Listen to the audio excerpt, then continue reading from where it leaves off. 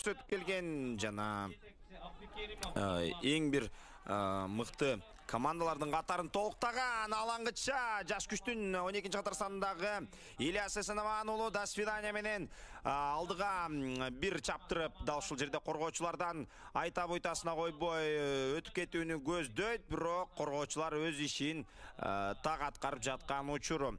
Эсиңиздерге салып өтөлү, командалардын көптүгүнөн жана дал ушул убакыттын аздыгынан дейбизби, айтор оюндардын көптүгүнөн дагы беттештер 15 мүнөттөн жана 5 мүнөттөн тыныгуу деп атайын белгиленген.